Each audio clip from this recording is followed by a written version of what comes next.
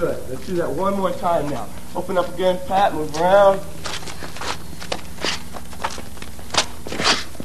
So now I've got the going, I've got him thinking, I'm moving around, I fake that, boom. That's when I'm coming back up.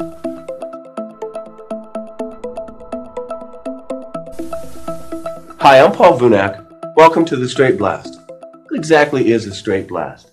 Well, it's a move that they do in Wing Chun where they're rolling their fists and they're going forward. And if you do this properly, and if your fists are in center line as you're rolling, your opponent's fists are not in center line. And provided that you're going in with forward pressure, there's a time and a place that this can be your opponent's worst nightmare. In 1964, Bruce Lee first introduced the straight blast. The first thing the wrestler said when he introduced this was, "Oh, I'll go under him. Double leg takedown." The karate guy saw this. "Oh, no power. Doesn't come from the hip." The boxer, "Yo, man, I'll just hook him." But every one of those people, when Bruce got in front of them, well, all that pontificating just went out the window. So the point is, when this is done at the right place, at the right time in a fight, it can be very dangerous. And that's what we're going to show you right now. Now let's get into the fundamentals of the straight blast. And I also want to compare the way Bruce did it with the way Wing Chun does it. First of all, the way a Wing Chun man will blast is he'll keep the same leg in front. The purpose for this is, one of their reasons, one of their rationale, is to protect the groin. Okay? So let me first of all show you their way. They're going to keep one leg in front and they're going to blast something like that. I've talked to 100 Wing Chun men and I've got 100 different answers of how they blast. Just like 100 different ways of how they cheese out. If you went into a boxing gym, you'd hear 100 different ways of how to jab. But basically speaking, they keep the same leg in front. Some advocate locking the arm out completely, some don't. I don't, because it's bad on the elbows. Now, the point of a straight blast is to apply as much pressure as you can on your opponent. You cannot enter on the straight blast unless you've already inflicted pain. If you're standing there passively waiting, and then all of a sudden you come in with a blast, yeah, the wrestler might have been right. He probably could take you for a double leg takedown, or the boxer may be able to hook you. So the point is, you need to inflict pain first. You need to get that first shot in. This is where Bruce saw the limitations of Wing Chun. Because they're going to sit and wait for that shot and enter in a defensive mode, and they're going to keep the same leg in front. How Bruce changed it to make it more aggressive was he moved around from out here. Bruce was not a Wing Chun man in long range. In long range, Bruce was a savate man, a little bit of a Thai boxer, a little bit of a fencer, a little bit of a Western boxer, and a little bit of his own stuff. But then the minute he enters, the minute he touches, that's when this blast comes in.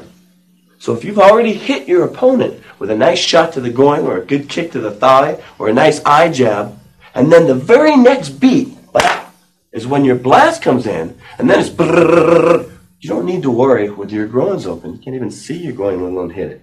So for that reason, we don't keep the same leg in front, we run.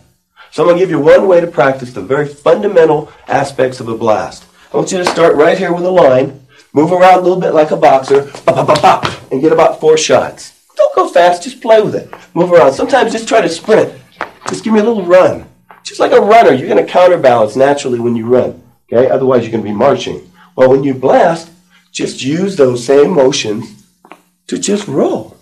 So you're moving around, and that's all you're doing. Looks silly, but it's very effective once we put it in the whole matrix of the street fight. Now, we've just talked about how the straight blast is implemented in the matrix of a street fight. Well, it's not implemented in the beginning. It's in the midpoint of the fight.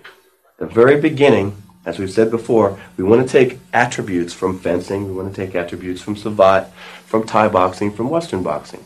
So we want to be moving around, and from Kali. And we want to be moving around in this position, and we want to stay light on our feet and moving around and up on our toes. This is the key. The most important thing is that we inflict pain prior to the blast. So then we have to ask ourselves, what is the most efficient way to do that? Well, Bruce came up with the stop hit, which is lent from fencing. Every time the opponent moves, especially if it's a wide punch, boom, you just come in and you intercept with an eye jab, or you intercept with a kick to the groin, or a shot to the knee. So the one way we enter is we're moving around. Somebody comes in, boom, and we do that little stop hit. The minute we do the stop hit, then we're going to enter with a blast. The other way is the Kali way. Meaning we're not intercepting this person coming in. We're allowing him to throw his tool out.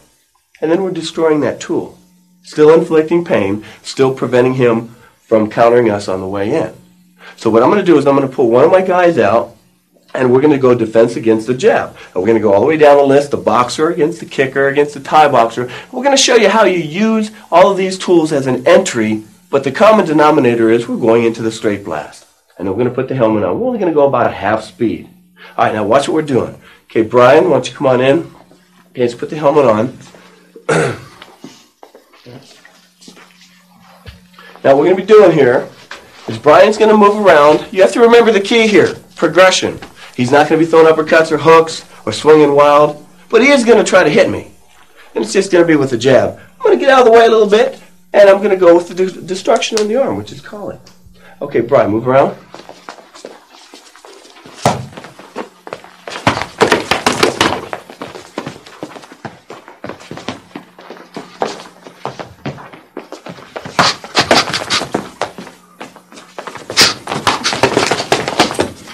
Good. Now, if you watched what I was doing, all we did was isolate the blast. All Brian did was isolate the jab. Had we have thrown in the cross, the kicks, that would have confused things. So we need to learn how to learn the blast with the progression. Now let's move along. Remember, the key is progression. I just got through doing destructions against just the jab. You would do that for perhaps maybe a week, 2 weeks, a month, just against the jab until you have it down.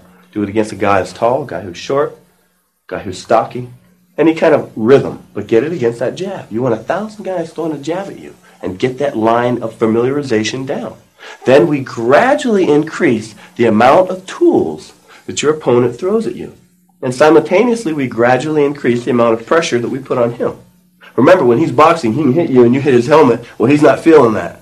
So the pain element is not there. They don't tend to cover quite as good as in a street fight. So what we're doing now is we're going to add one other element, and Dion's going to throw in the rear hand.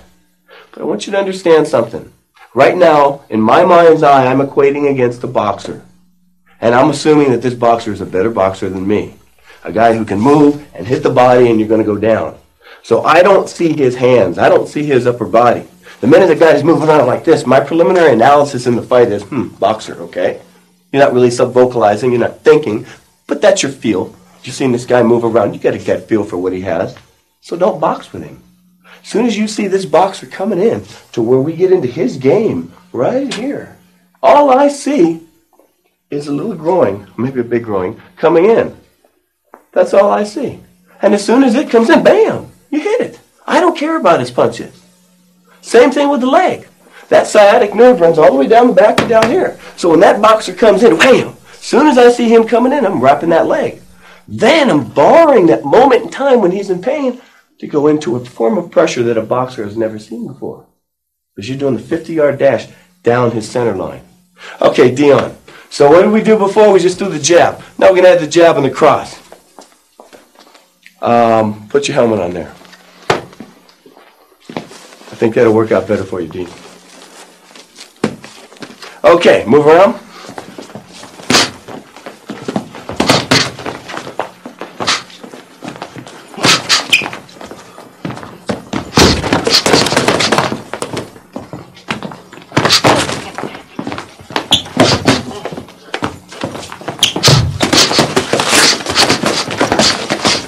Good, great.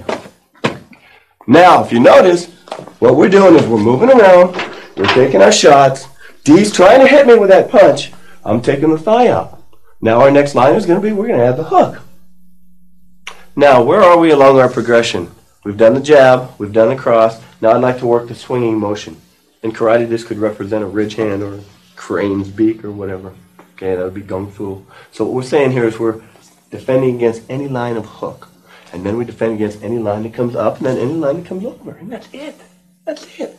Unless we've got a third arm somewhere, those are the only lines. This is why we equate most of our stuff against the boxer.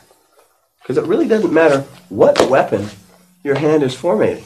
If you're going to defend against this swing, it wouldn't matter if it's a swing or a ridge hand or a crane's beak or a buffalo eyebrow. I don't care what that tool is. Okay? It's swinging. So when I say swing, bam, I'm just intercepting. And the minute I intercept, that's my blast. So we're now looking against a fighter who's moving around, sort of like a Frazier, and he's coming in with a wild shot. Okay, Makoto, come on in. Brad, stick on the helmet. So we're isolating, almost like if you were a shortstop and you just want to pick up grounders. He's going to hit you 100 grounders. We're just isolating that one swing. And I'm going to intercept it. I'm going to stop it. Okay, move around back.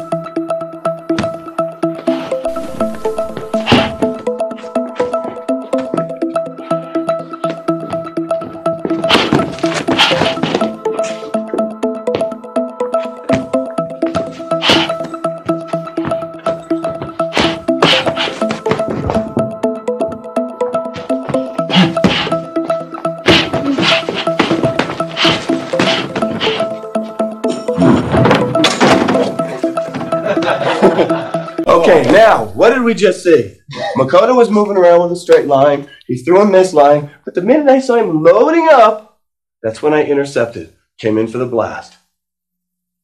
Now what we've got is the jab, the cross, the hook. Now we're going to add the other two punches, the uppercut and the overhand. Remember, the key is progression. You wouldn't do this the same day. This might take you weeks, months, years to work up to where you've got a good, big, heavyweight boxer in front of you trying to hit you, and you get your timing into where you can get in. And when you get in, you do your blast. After the blast, that's where the headbutts, the knees, the elbows, and everything comes in. But right now, we're just going to the blast. Okay, so watch what we're doing. Pat, come on out. Throw the gear on.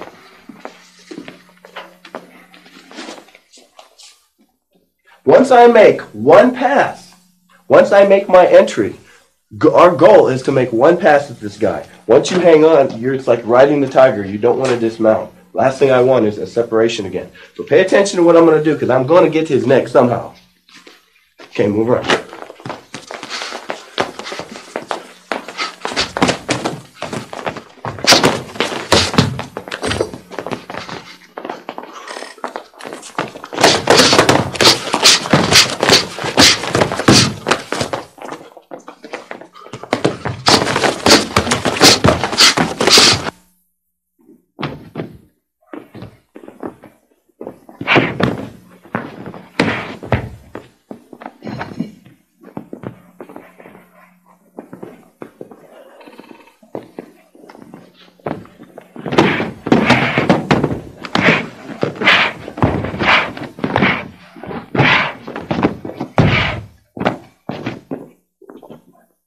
Now what we just got through doing was entering with a straight blast against the boxer. We did it in such a progression that finally we got it to where he's throwing every punch he can. And you're trying to enter with a kick, although that's not hurting him because you get the pads on. Then you're going into the blast, trying to get this guy to cover. From there, we're going to flow into one of the other arts. We don't know what art that's going to be. You have to keep in mind that there is no superior art. This is something we've been trying to tell people for years. So if there's no superior art all the time, the goal in JKD is find the superior art at the moment. So out of this straight blast, if the guy's backpedaling like that, you may go into Tai Chi just because you need to push his body. Maybe a car's going by, whatever. If you're doing your straight blast and the guy tries to push you off this way, you might flow into an arm wrench. So regardless of what it is you're doing to this guy, if you enter with this blast, this is what's going to make every other art work. Now what we're going to do is we're going to have Brad throw kicks. I'm going to defend against the kicks using some sort of destruction from Kali, and then I'm going to enter with a blast. But this time, after the blast, we're going to flow into one of the appropriate arts. Now, for sake of training, you have to tell your training partner what energy to give you. And the particular energy that's most conducive to bringing out Tai Chi, which gives you the ability to sail a body quickly, is when a guy's kind of backpedaling like this, and he's got his feet sort of together. When you give him a sail, he'll move. So what we're going to do is we're having Brad try to kick me. We're sparring that way, but once I make my entry, I go into a little bit of Wing Chun. He's going to give me the appropriate energy, and I'm going to flow into Tai Chi. Okay, Brad? Yeah, go ahead and put that on.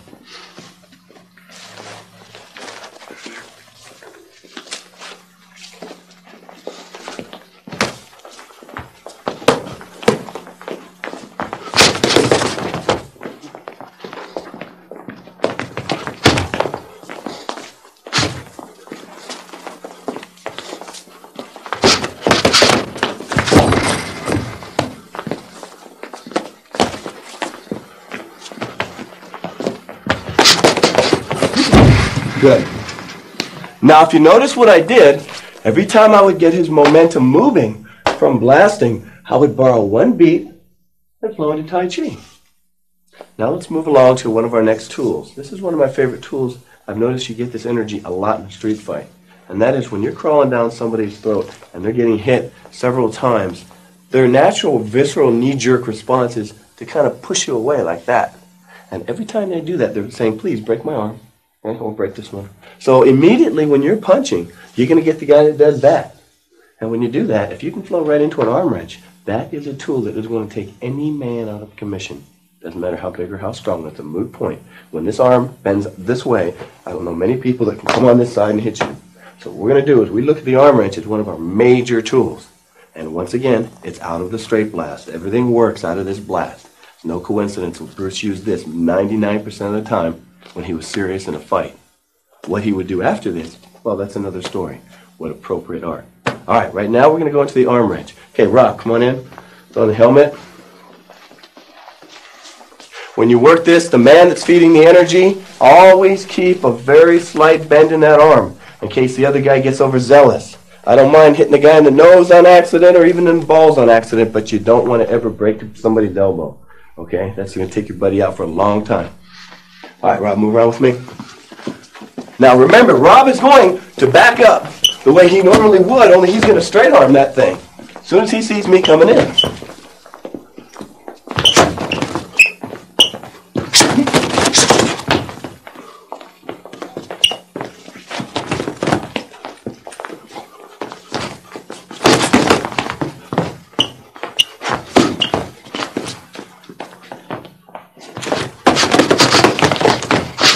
Okay, break.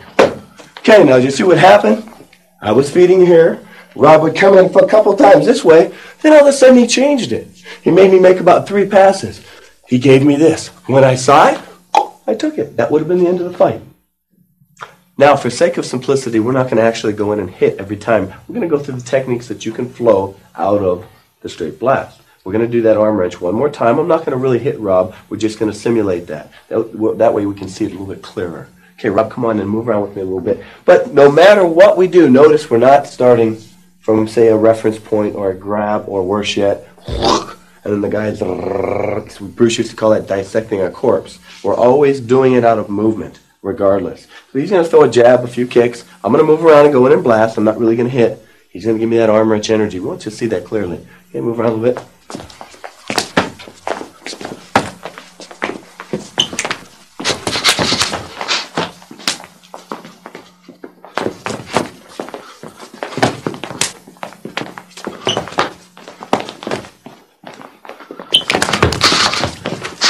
Beautiful. That's the energy we're looking for. When you can get your opponent to do that, we're clear right on it. Now we're going to implement Savat after the straight blast. Just to tell you a little story, Bruce and a guy named Wong Jackman a lot of years ago had a fight. And when Bruce entered, all he did was blast the guy. And Wong Jackman was turning around, starting to run, and had Bruce have implemented a kick that would have stopped the momentum of Wong Jackman, and then he could have caught up again. Instead, he chased him around the room and he got tired. So this is one of the reasons why Bruce implemented Sabat, because you don't always do things right. A basketball player doesn't always make a basket. A football player doesn't always make a touchdown. So what we're trying to do is we're trying to blast this guy. We're trying to grab his neck and do our thing. But sometimes we don't do it. He gets out of the way. Instead of chasing him, the minute he gets out of the way, boom, we put that little hook kick in. Catch his momentum and then catch up again. Okay, let's do it, D. Have you over here. We're just going to go slow, move around.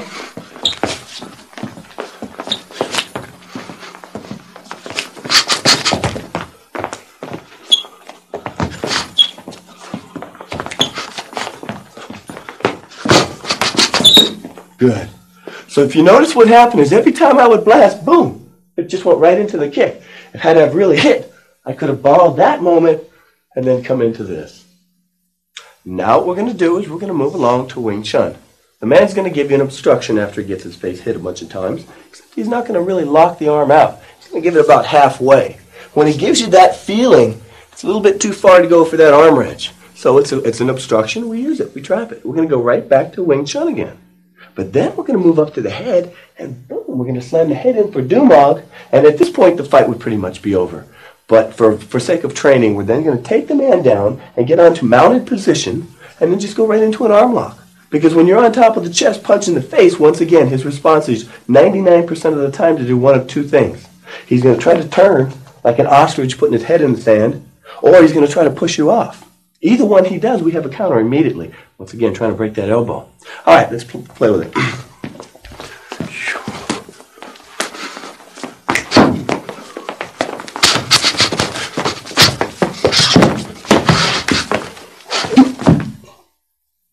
Moving right along now, the next element we're going to get into is foot sweeps. I'm not going to give it an art because every art in the world has a foot sweep.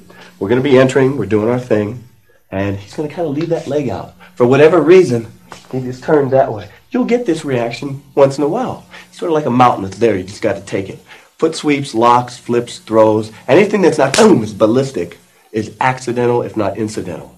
So that's the key. So I'm not really looking for this. Just for this particular training method, Pat's going to back up, and he's going to leave that leg out so I can train it. But the key is we're not training it from a static position. We're training it from the blast. And eventually, once again, like we had done before, we're going to put the helmet on, put the gloves on, and go for it. But for sake of training, we can slow everything down for the purpose of the video, and you can see it a little bit better. Okay, Pat, move on.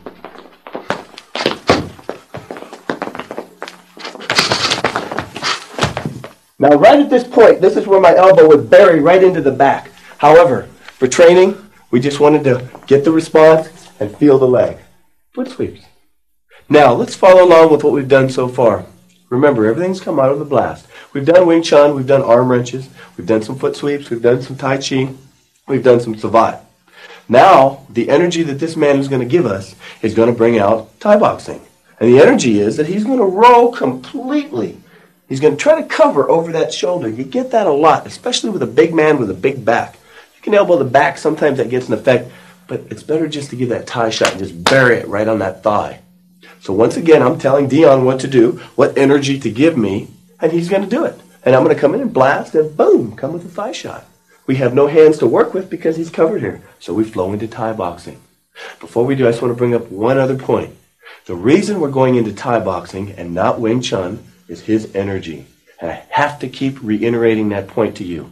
There is no superior art. It's like rock, paper, and scissors. All this depends on is what energy this man gives you. There's a time and place for Wing Chun. There's a time and place for Tai Chi. To quote Bruce Lee, there's a place where kicking will beat any boxing art. There's a place where boxing will beat any Tai Chi art. And there's a place where Tai Chi will beat any kicking art. So like food or anything else, we want to taste everything. And we want to absorb what's useful and reject what's useless. And our criteria for what's useful is what's going to work in a street fight. We don't need to learn all of Thai boxing. We don't need to learn all of Wing Chun. We just need the bits and pieces that are conducive for a street fight. Okay, D, you ready?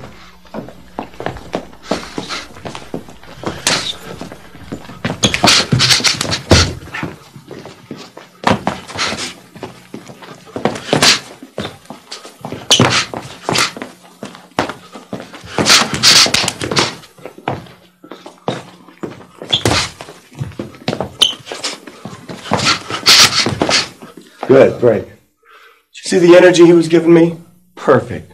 He'd throw his jab, he was really trying to hit me, but then he was getting out of the way when I came in. Always giving me that nerve. Thai boxing. Now let's move on to locks. Remember, locking is something that's incidental if not accidental. You're punching. This is what we call sort of an arbitrary response. You slip out of the way and you just go for it with a blast. You're looking for the headbutts, you're looking for the elbows, and you're looking for the knees. That's our self-preservation. From there, if we want to vent into self-perfection, this is where locks come in. This is where the other arts come in that you can do until you're 70 or 80 years old. If I have a 6'5" Samoan pissed off at me right here, the last thing I'm going to be doing is looking for that wrist lock. However, it's a nice way to train and teaches you sensitivity. Okay, Dion, I don't know what lock I'm going to do. I'm going to come in and blast. He's going to give me an energy. I'm going to go into something. Okay.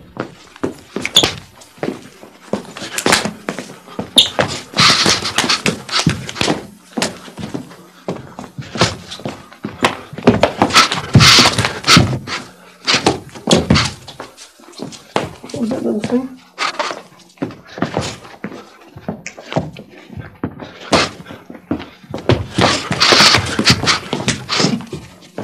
Okay, now as you notice, I'm just punching. I'm looking for a reference point. I'm looking for something to grab. As soon as I get it, my energy that he is giving me, he's telling me what lock to go into. This works a lot better when you're really hitting him. Now let's flow into another element. Let's flow into some chokes. What are the purposes of a choke in a street fight? Put the guy asleep. He's not a very good fighter when he's asleep. So what we're doing is we're blasting. We're getting him to kind of turn. But for whatever reason, our energy takes us around the back. You never know why. You get a lot of weird positions in a street fight. So if it's there, you take it. You just put the sleeper right on. So we're going to try to fake the energy, and he's going to go for it. But once again, we're doing it out of movement. If this were real, once again, we would put the helmet on Rob and the boxing gloves, and we would go harder. And we would do this for days and months and years until we could do it. But for right now, this is how we begin our training. Watch the energy.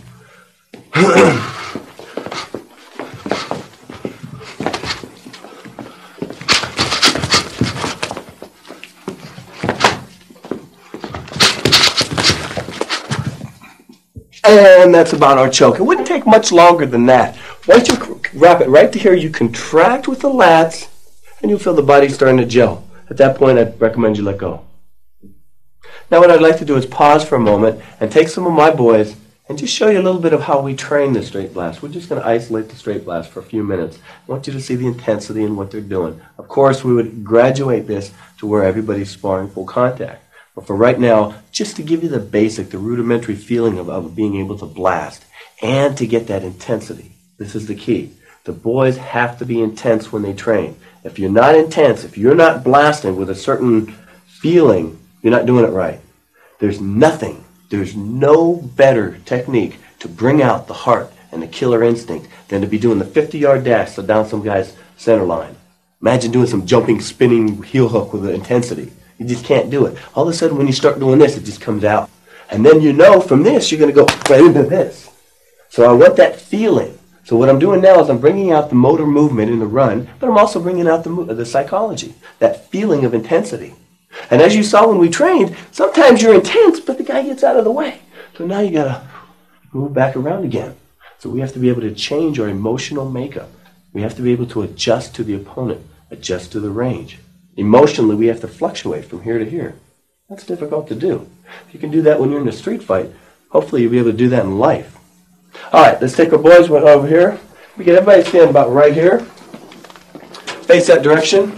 Now what I want you to do is get up on your toes, move around. When you hear that click, I want to blast. I want to hear it. I want you to get intense. I want to hear the elbows, knees, and headbutts right from here. We're just going to do it in the air. Ready? Up on your toes and go! Good. Other side. Stay right there. Coming back this way. Ready? Let me hear it. When you get into here, don't stop elbow, knee, and headbutting. Okay, ready? Go! Good. Great. Other side. Ready? Going back the other direction. Up on your toes. Give me just a little bit more intensity. Otherwise, I'm going to thigh kick somebody. Ready? On your toes. Ready? Go! Go! Move it! Yes. Great. What you just saw there, we want to do for hours on end. I want you to do this in your sleep. When your girlfriend comes up to give you a hug, that should be your first response. I want this to be so ingrained in your brain. So really, all you have to do is move around and get that first shot in. If you get the first shot in, then you're into this. Then the guy's going to be here, and any art in the world will work. You put ballet in at that point. So what we're going to do is we're going to isolate this phase, the blast, over and over and over again. Then we put somebody in front of us. Then we gradually progress till we put on the gloves, till we put on the helmet, till we're able to do it. I want you to have straight blasted anybody you can think of. Boxers, kickboxers, Thai boxers, street fighters. Everybody gives you a different energy when you do this. And that's the key. Being in the kitchen and actually experiencing it. Remember, JKD is about the process, not the product.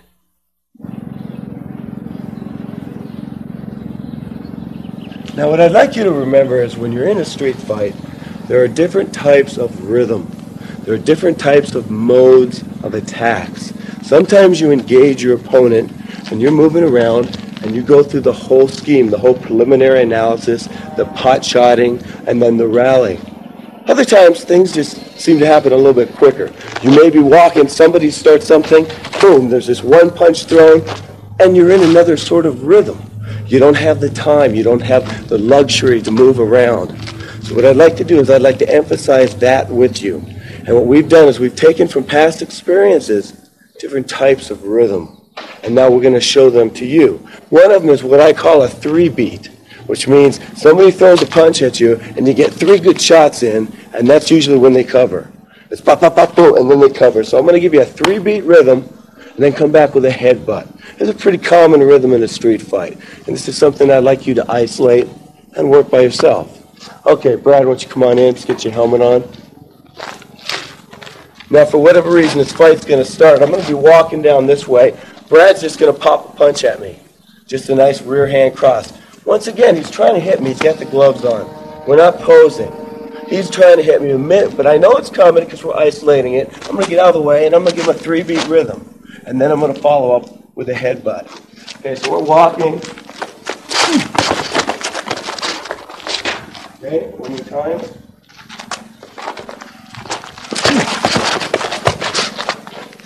So as you see, what happened was he threw the first punch, I got out of the way, but it was bump, bump, boom.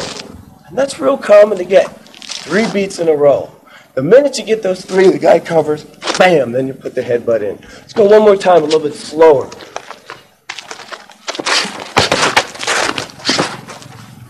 Okay, so the first rhythm change I want you to work up is the 1, 2, 3, boom.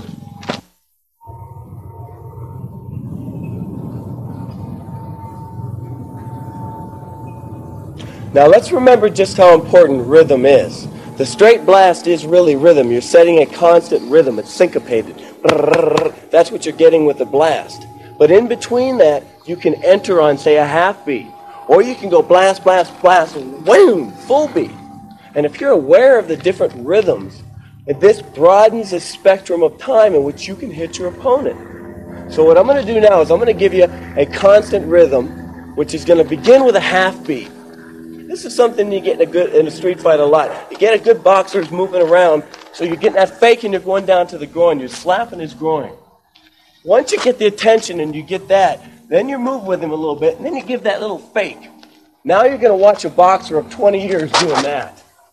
So the minute you fake low, the hands are drawn down, you hit. That's where your half-beat rhythm is. It's chapop. And it's that chapop that I'm trying to get. Not boom, boom.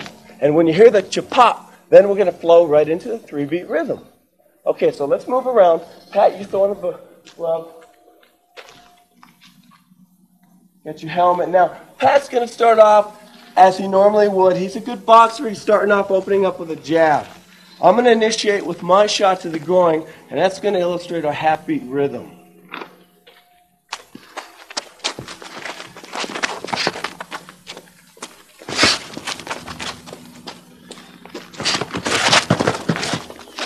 Good. Let's do that one more time now. Open up again, Pat, move around. So now I've got the going, I've got him thinking, I'm moving around now, I fake that, boom, boom. That's when I'm coming back up. Once you hit the groin, then you get that fake, you watch that reaction. Once you got him flinching, you know the fight's over. Now our next scenario is that we're doing our straight blast, but we run out of space. The guy runs right into a wall, a telephone pole, a car, or whatever. So what you have to do is you have to kick in from the straight blast mode into more of a hooking mode, because you don't want to continue punching into the wall if this guy ducks or whatever. A lot of times you get clicked into one mode and it's bam, bam, bam, and then he falls and you're blasting the wall. So the point is you want to have that killer instinct, but the minute you get him pinned up on the wall, it seems to work well to keep the head pinned on the wall, and boom, then you have your headbutt.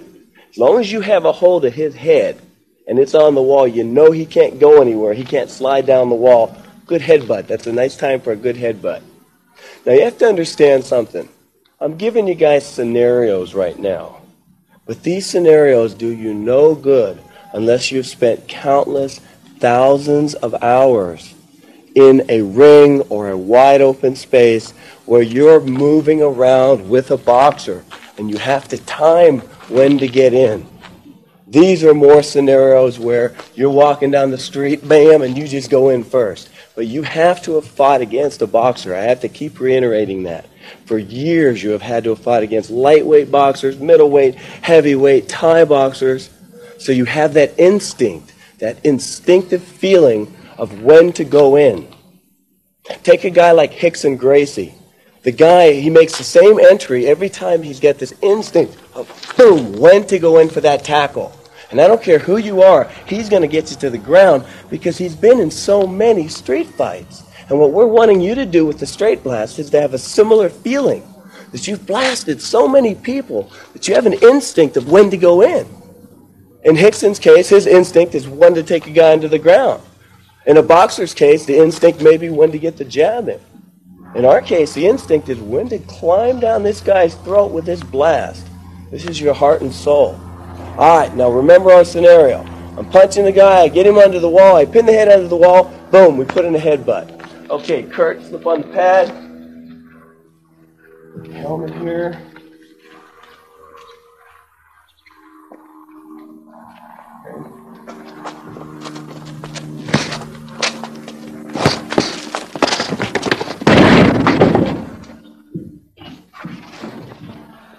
Now, what happened?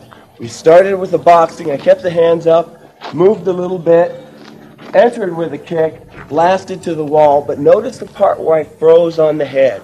I waited a full beat to make sure I had the head on the wall, took my time, boom! That allowed me the time to get the headbutt in.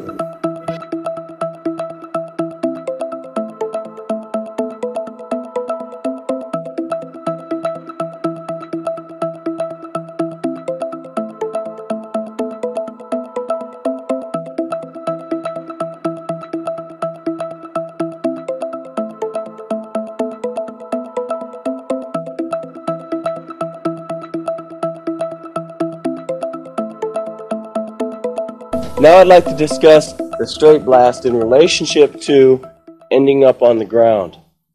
When you're occupying your center line and you have your punches rolling, it is not possible for somebody to circle their hands around your body and take you to the ground. The last person in the world that should theoretically ever end up on the ground is a Wing Chun man, because he's always occupying center line. The way people end up on the ground in a street fight, and the reason that 999 out of 1,000 street fights you do end up on the ground, is because people are swinging at each other. And then they're clinching, and then bodies are hugging, and they're on the ground. Brian, come here. Okay? We're pissed off. He throws a punch at me. Boom, I hit him, he hits me, and now we're like this. And we both end up on the ground. But if you have your hands in center line, it's not possible. When he's here and Brian's coming in, bam, I'm hitting him. As long as I'm hitting this here and I have something here, he can't ever get to me. It's almost like if you have a piece of wood, Brian. We're right here, and I'm trying to tackle Brian under the ground. Well, that's what this is right here. This is my wood. So as long as I'm occupying center line. Now, there's another concept, and that is you don't always occupy center line against a good wrestler because he's going to fake. There's that element of attribute, that timing. So we can once again sit here and pontificate how we can do this or that against the wrestler, but it's not going to do us any good unless we've had 1,000 wrestlers try to take us to the ground. And you have to have them try to really do it. And you have to have the helmet on them. And sometimes they're going to take you to the ground, sometimes they're not, especially when the helmet's on, because you're not really inflicting the pain. So the concept is if you understand your hands are in center line, you're not going to go to the ground. However, that's one thing to say and it's something else to do, so you got to train it. So what I'd like to do is show you how we're going to train it. Okay, Brian, why don't you throw on the helmet? Now, Brian's a wrestler. We're just moving around a little bit. But the first thing he's going to do is he's going to do what he would normally do in a fight. Brian, I just want you to take me to the ground. We're in a fight. Okay. Now, that's what you're going to try to do. That's his goal. But me understanding center line, I'm not going to allow him to get those arms around me. Because every time he does, he's going to be hit with punches. Okay, so we're moving around. The first thing is stop. I never allow him to come this close. Make a move. Boom! That's the first thing. So as soon as I start to see him, bam! I'm hitting. I'm stop hitting. So now he has to begin his tackle, not from here, but from here. And that's difficult. As soon as he starts to encroach, boom, I'm kicking. Or as soon as he starts to encroach, bam, I'm jabbing. So that's what's stopping him from getting too close to me. So now when he starts right here and he goes for it, pop, pop, pop, pop, pop, that's where my blast is. So Brian, you tackle me and come in. Here's where I'm keeping him. So what we do is we train this. Go.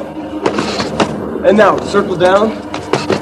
So every time he starts to get his head down, I'm keeping the punches on. This is a drill I want you to do over and over again. Just put in the man hours, put in the flight time. Against a heavyweight wrestler, a middleweight wrestler, a little quick wrestler, move around in toes, stick and move, hit the thigh. Just when he starts to come in, boom. Keep those hands in center line. If he gets a little bit too close, this isn't your other backup. Okay, let's you try it.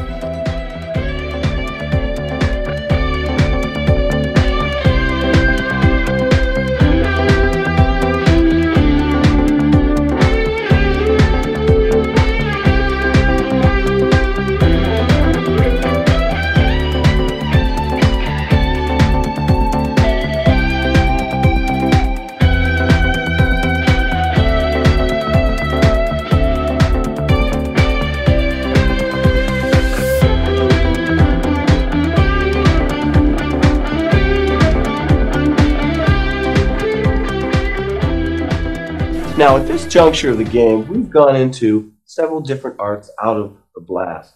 We've gone everywhere from China to Japan to the Philippines to America. We've covered a League of Nations here. We don't care. Anything that works, we're trying to use. But the key point in anything we're doing is a training method. This is it. If you look at any sport, it's the same thing. Basketball used to be like this. Hell, I could play the NBA if it was still like that. Then they progressed to this, then they progressed to this, and now they're doing what they're doing, like Michael Jordan. Okay? So what is the reason? Their training method got better. Same thing with football, same thing with everything else. But if they had the mentality, we've been doing it for 3,000 years this way, and we're going to continue doing it for 3,000 years this way, great. I'd be in the NBA right now. So the whole point is, that if you want anything to improve, you've got to look past tradition. And this is what Bruce was trying to tell people. So he looked past tradition, and then he saw common denominators in other physical actions like sports. And he saw how they trained. And he saw how they progressed. So let's talk a little bit about the training. The straight blast is going to put us in a reference point. But we don't enter with the blast. So let's just reiterate everything. We're moving around in long range. We're kind of feeling like a boxer. Maybe a savate man, maybe a Thai boxer. So what do we have to do to get that part of the fight? We isolate it. You get in the ring with boxers. I want you to have spent at least 1,000 man-hours with boxers, heavyweight boxers that are hitting you. You can't, once again, sit in your armchair position and be figuring out what is going to work and what isn't. You have to get in the kitchen. This is how you discover the cause of your own ignorance. You have to get in and feel a boxer. You have to get in and feel a Thai boxer. And I don't mean just for a little bit, I mean for a lifetime. You continually put yourself in a vulnerable position. And from there is where you grow. If you rest on your laurels, you're going to stay the way everybody else has been staying, and they're not going to progress. So what exactly is our training method? Our training method is that we get in with the long-range fighters, and we do it. And then we isolate the energy stuff by doing hubud, by doing chi-sao, by doing lap-sao. So we're feeling exactly what we're doing. We're putting our hands in any possible reference point that you could get in when you're doing the blast on somebody. And the blast is what makes everything else work. This is the key, this stupid, silly little thing. Because what are we really doing when we're blasting? We're getting the guy to do this. It's kind of like this. Dion, let me borrow you. Okay, we're going to be in a street fight right now, Dion and I. Okay, say go. Okay, that's about what's happening. Because the minute I blast, he's going to be like that. Now, boom, I can begin my fight. So you can start the fight with every human being you ever fight right from here if you understand the blast. If you got that first shot that you can bury in, then you just follow up. So this is the reason for the blast, and this is the reason for the training methods. Up until this point, we've pretty much kept them closed door. Good luck, and I hope you enjoyed the tape. Thank you.